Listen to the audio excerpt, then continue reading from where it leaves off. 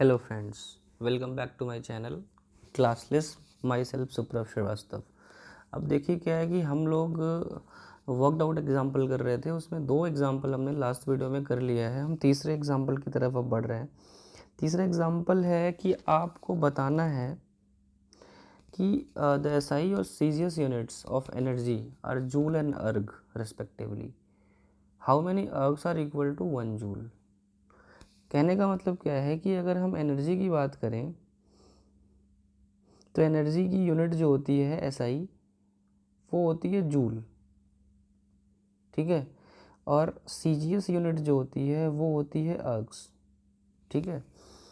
जैसे हम किलोग्राम और ग्राम में रिलेशन शो करते हैं तो कैसे शो करते हैं कि 1 किलोग्राम इक्वल्स टू 1000 ग्राम, या और भी यूनिट्स में जब कन्वर्जन होता है तो हम क्या करते हैं, एक रिलेशन शो कर देते हैं।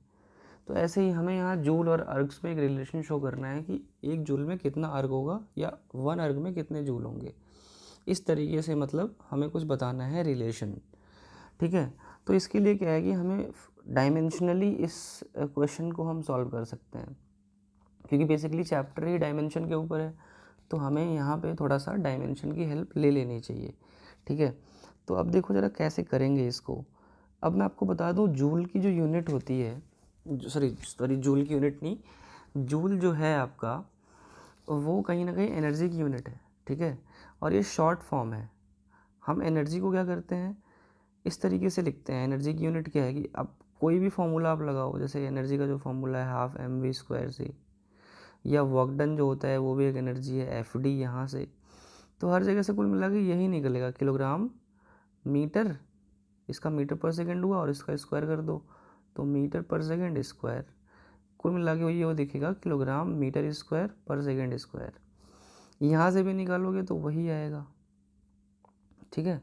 एम ए करके पुट करोगे, डी करोगे, तो कहीं ना कहीं क्या है कि आपको कुछ ऐसा मिलेगा, क्योंकि हमें जो डायमेंशनल फॉर्मूले या फिर डायमेंशन के बेसिस पे जब हम क्वेश्चन को सॉल्व करते हैं तो हमारा क्वेश्चन जो है वो एम एल टी या फिर जितने भी बेस यूनिट्स हैं ना 7, उनमें होना चाहिए, ठीक है, वैल्यू।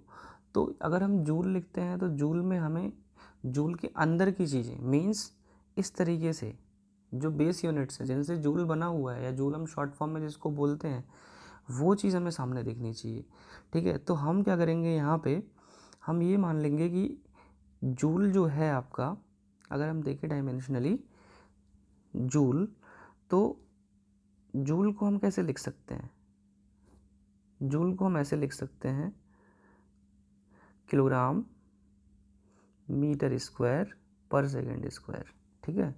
और मैं आपसे ये बोलूँ 1 जूल इक्वल्स टू 1 लगा सकता हूँ, तो सबके पीछे आप 1 किलोग्राम कर दो, 1 मीटर कर दो इसके ऊपर स्क्वायर, 1 सेकेंड इसके ऊपर कर दो -2, ठीक है। इसी तरीके से कर सकते हो। मतलब आप चाहो तो हर किसी के पीछे 1 ऐड कर सकते हो, क्योंकि मल्टीप्लाई में 1 की वैल्यू कुछ नहीं होती है। अब यहाँ पे इस तरीके से ये चीज़ शो हो रही है। अब हम चाहें तो इसी चीज़ को अगर अर्ग में लिखें तो अर्ग क्या है, सीजीएस है, तो यहाँ पे किलोग्राम को हम आसानी से ग्राम कर सकते हैं और मीटर को हम सेंटीमीटर कर सकते हैं। और 1 सेकेंड तो सेकेंड ही रहेगा सीजीएस में भी, क्योंकि सेकेंड तो सेकेंड ही रहेगा एमकेएस या फिर सीजीएस दोनों में। अब देखो क्या होता है कि हमें ये पता लग गया कि 1 जूल में अगर उसके हम बेस यूनिट्स लिखें तो इस तरीके से लिख सकते हैं, और 1 अक्स को भी हम ऐसे लिख सकते हैं, ठीक है। अब मैं क्या इन दोनों को डिवाइड कर सकता हूँ, मतलब मैं ये कह रहा हूँ कि आप इन दोनों को डिवाइड कर सकते हो इस तरीके से, बिल्कुल कर सकते हो। 1 अक्स ये कितना हो जाएगा, 1 किलोग्राम, 1 मीटर स्क्वायर, 1 सेकेंड की पावर -2, ये हो जाएगा 1 ग्राम का इस, और ये 1 सेंटीमीटर का स्क्वायर, और ये 1 सेकेंड की पावर -2, ठीक है। अब देखिए यहाँ पे क्या हो जाएगा, 1 जूल अपॉन 1 अग्स। अब आप चाहो तो 1 किलोग्राम को 1000 ग्राम भी लिख सकते हो, ठीक है। 1 मीटर को आप 100 सेंटीमीटर भी लिख सकते हो, और 1 सेकेंड को ऐसे ही रहने दो बिकॉज नीचे भी सेकेंड ही है। ये 1 ग्राम ऐसे लिखा हुआ है तो इसको ऐसे रहने दो, क्योंकि आप एक टाइप में सबको कर ले रहे हो।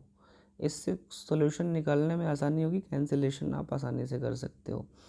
अब देखिए क्या है कि ये 1000 ग्राम को आप इस तरीके से लिख लीजिए 1000 ग्राम, या फिर ठीक है लिखने की ज़रूरत नहीं है, आप चाहो तो यहीं से सॉल्व कर सकते हो। इस ग्राम से ग्राम कैंसिल हो गया, इस सेंटीमीटर स्क्वायर से सेंटीमीटर स्क्वायर कैंसिल हो गया, क्योंकि अगर इसको आप ब्रैकेट को ओपन करोगे तो ये इस तरीके से दिखाई देगा, सेंटीमीटर स्क्वायर यहाँ आ जाएगा, तो ये इससे कैंसिल हो गया। और सेकेंड स्क्वायर तो ये पूरा कैंसिल हो रहा है -2 में। तो ये यहाँ क्या बचा 1000, और यहाँ बचा क्या 100 का स्क्वायर है, तो ये हो जाएगा 4, मतलब 4 और 3 7, तो 10⁻7। इसका मतलब क्या हुआ कि अगर हम 1 जूल को 1 अर्ग से डिवाइड करें तो हमें 10⁻7 जूल मिलता है, 10⁻7 मिलता है सॉरी। तो 1 जूल इक्वल्स टू कितना हो जाएगा 10⁻7 अर्ग्स, ठीक है। तो ये आपका रिलेशन हो गया जो ये पूछ रहा था। इस टाइप के क्वेश्चन को जिसमें आपको कंपैरिजन करना हो या फिर एक रिलेशन शो करना हो between 2 different system of units, जैसे SI है, CGS है, ठीक है, तो आप दोनों की डिटेल्स लिख लो। मीन्स जो SI में वैल्यू है उसको एक्सपेंड करके लिख लो, जैसे हम मतलब MKS सिस्टम में, या फिर हम उसको एक्सपेंड करके डायमेंशनली लिख सकते हैं, क्योंकि जूल है शॉर्ट फॉर्म है, जैसे फॉर एग्जांपल, तो जूल को तो आप वैसे भी नहीं कुछ कर सकते, तो उसको एक मतलब सिस्टम में डाल दो, या फिर ऐसे कर लो कि वहाँ पे दिखाई दे कि जूल किससे बना हुआ है। तो जूल बेसिकली एनर्जी का ही यूनिट है, तो एनर्जी के लिए हम ml²T-2 या फिर किलोग्राम मीटर स्क्वायर पर सेकेंड स्क्वायर यूज़ करते हैं, तो वो लिख लो। फिर अर्ग में वो CGS है तो फिर सारा कुछ CGS सिस्टम में चला जाएगा, फिर दोनों को डिवाइड करके आप एक रिलेशन निकाल सकते हो, जिस तरीके से मैंने क्वेश्चन किया, ठीक है। अभी दूसरा क्वेश्चन करो, चौथा क्वेश्चन जो है तो क्लियर हो जाएगा आपका। चौथा क्वेश्चन भी इसी तरीके का है, ज़रा देखो, Young's modulus of steel is 19 × 10⁻10 newton per metre square, express it in dyne per centimeter square, here dyne is the CGS unit of force। अब ये खुद ही बता रहा है कि आपको जो CGS यूनिट है उसमें फोर्स की यूनिट डाइन होती है, ठीक है, और SI में वो न्यूटन है, ठीक है। तो हमें क्या करना है, यंग्स मॉडुलस स्टील का जो होता है वो दिया हुआ है, यंग्स मॉडुलस ऑफ स्टील वो कितना दिया हुआ है 19 × 10⁻10 न्यूटन पर मीटर स्क्वायर। अब इसको कहता है कि डाइन पर सेंटीमीटर स्क्वायर में करो, इसका मतलब ये SI है, इसको हमें CGS में लिखना है, तो CGS में खुद बता रहा है कि न्यूटन की जगह पे डाइन लिख सकते हो, और आपको पता भी होगा ये, और ये सेंटीमीटर स्क्वायर हो जाएगा, मतलब आपको SI से CGS में करना है, लेकिन यहाँ पे यूनिट चेंज है, ठीक है। कुल मिला के क्या है कि आपको यहाँ पे ऐसा नहीं कुछ कि जूल टाइप का दिया हुआ है कि आपको उसे एक्सपेंड करके लिखना है, ये ऑलरेडी एक्सपेंडेड है, ये न्यूटन है, ये मीटर स्क्वायर है, ठीक है। तो थोड़ा सा इसको एलेबोरेट कर लेंगे, न्यूटन को थोड़ा सा और डिटेल में देख लेंगे। तो बेसिकली हमें यहाँ पे किन किन का रेशियो बनाना है, क्योंकि हमें जो रेशियो बनाना होता है वो यूनिट का बनाना होता है। जैसे पिछले क्वेश्चन में हमने जूल का बनाया था और अर्ग का बनाया था, यहाँ पे हमें किसका बनाना है, एक तो इसका बनाना है न्यूटन पर मीटर स्क्वायर का, और एक डाइन पर सेंटीमीटर स्क्वायर का बनाना है, ठीक है। अब इनका रेशियो बनाओ और इनमें कंपैरिजन हो जाएगा आसानी से। ज़रा देखो, अब मान लो कि मैं निकालता हूँ, यहाँ पे देखो न्यूटन पर मीटर स्क्वायर होता कितना है, क्योंकि न्यूटन भी एक तरीके से क्या है, साइंटिस्ट के नाम के बेसिस पे ऑनर मान लो कि न्यूटन के ऑनर पे फोर्स की यूनिट को बताया गया है, लेकिन फोर्स की जो यूनिट होगी एक्सपेंडेड फॉर्म में वो कितनी होगी। आप ट्राई कर सकते हैं, फोर्स की जो यूनिट होती है वो क्या होती है एक्सपेंडेड में, और वो भी बेस यूनिट में होना चाहिए। तो आप निकाल सकते हो, जो फॉर्मूला होता है एम ए होता है, एम में ये किलोग्राम हो गया, ये हो गया मीटर पर सेकेंड स्क्वायर। इसका मतलब इस तरीके से लिख सकते हो इसको आप, किलोग्राम मीटर पर सेकेंड स्क्वायर, और नीचे हो गया मीटर स्क्वायर। तो बेसिकली ये होल इस तरीके से दिखाई देगा, किस तरीके से, किलोग्राम मीटर की पावर -1 और सेकेंड की पावर -2, इस तरीके से दिखाई देगा। ठीक है, तो आप जो है यहाँ पे सब शुरुआत सॉल्यूशन का कहाँ से करोगे, यहाँ से करोगे। तो मैं आपको समझा रहा था, आप सीधे ये लिखोगे 1 newton per metre square equals to 1 kilogram 1 metre, आप चाहो तो इसके ऊपर पावर 1 कर सकते हो, और second to the 1 second to the power -2, इतना होगा। ठीक है, आप इसको रफ वर्क में निकाल लो, फिर इसको इस तरीके से लिख लो। अब यहाँ लिख दो वी नो करके, वी नो दैट। अब इसी को आप लिखना चाहो 1 डाइन पर सेंटीमीटर स्क्वायर, तो कुछ नहीं करना, इसको आप सबको ग्राम कर दो, मतलब सबको तो नहीं, किलोग्राम को ग्राम कर दो, इसको मीटर को सेंटीमीटर कर दो, और सेकंड को सेकंड ही रहने दो, क्योंकि सीजीएस और एसआई में दोनों सेकंड होता है ये। ठीक है, अब दोनों को डिवाइड करो, आसान है ना। बस आपको क्या करना है कि दोनों यूनिट्स को आपको एक्सपेंडेड फॉर्म में लिख लेना है, जिसमें बेस यूनिट सारी आ रही हो।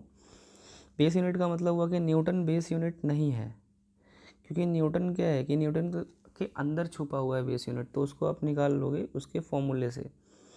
ठीक है, और फिर जो दूसरा वाला है वो अपने आप कन्वर्ट करके से, अब ये CGS है तो आप CGS में तो सीधे लिख सकते हो। अब इन दोनों को डिवाइड करो।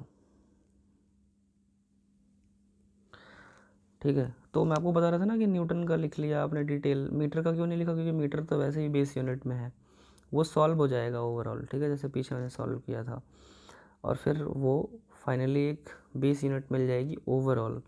तो जो बेस यूनिट है वो इस तरीके से मिल चुकी है, 1 डाइन पर सेंटीमीटर स्क्वायर। ये कितना हो जाएगा, 1 kilogram 1 metre to the power -1, 1 second to the power -2, और ये 1 ग्राम टू द पावर -1, और ये 1 सेंटीमीटर -1, और ये 1 सेकेंड टू द पावर -2। देखो ये पूरा कैंसिल हो गया, और आगे बढ़ जाओ ज़रा, कितना हो जाएगा, 1 किलोग्राम को 1000 ग्राम लिख सकते हो, और ये 1 मीटर को कितना लिख सकते हो, 100 सेंटीमीटर, और ये कितना हो जाएगा, इसको ग्राम में रहने दो, और ये सेंटीमीटर की पावर -1 कर दो। आप चाहो तो इसको ऐसे लिख सकते हो, 100 ग्राम अपॉन में 1 ग्राम की पावर -1, थोड़ा और सही तरीके से करोगे तो होल पे -1 कर दो, पावर्स दोनों पे 1 या सेम है तो ये होल पे हो जाएगा, यहाँ -1 है तो ये भी होल पे हो जाएगा। ठीक है, अब ये ग्राम से ग्राम तो कैंसिल हो गया, सेंटीमीटर से सेंटीमीटर कैंसिल हो गया। ठीक है, तो ये कितना हो गया, 10 टू द पावर 3, और ये 100, या फिर ऐसे लिख सकते हो इसे, 10 टू द पावर 3 मत लिखो अभी, इसको 1000 रहने दो, और ये हो जाएगा 1/100, क्योंकि यहाँ पावर -1 है, ये हो जाएगा 10। इसका मतलब क्या हुआ, 1 क्या हुआ, जो रेशियो आ रहा है आपका वो यही तो, जो रेशियो था आपका क्या आ रहा है, यही तो आ रहा है 1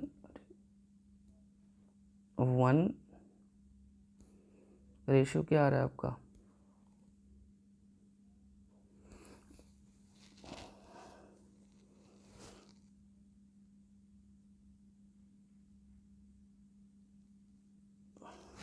रेशियो आ रहा है 1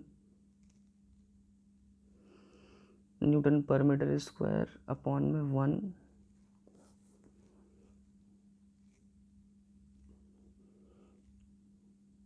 1 डाइन सॉरी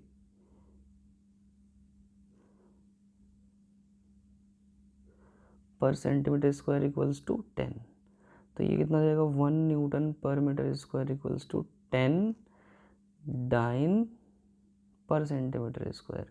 अब ये कह रहा है कि आप 19 into 10⁻10 newton per metre square का बताओ, तो इधर भी 19 इंटू 10⁻10 कर दो, मल्टीप्लाई ये कर दो, और इंटू 10 तो है ही डाइन पर सेंटीमीटर स्क्वायर, और इसको सॉल्व कर लो, कितना आ जाएगा 19 into 10⁻11 dine per centimetre square. ठीक है, ये आंसर हो जाएगा। तो इस तरीके से आपके 4 मतलब थर्ड और फोर्थ एग्जाम्पल भी आपका हो गया। ठीक है, और अगला एक एग्जाम्पल, कितने एग्जाम्पल और हैं इसमें, शायद टोटल 10 एग्जाम्पल हैं। तो आप जो है और एग्जाम्पल्स नेक्स्ट वीडियो में देखिए, बिकॉज वीडियो थोड़ी लंबी हो जाएगी। ठीक है, तो नेक्स्ट वीडियो में मिलते हैं, बाय।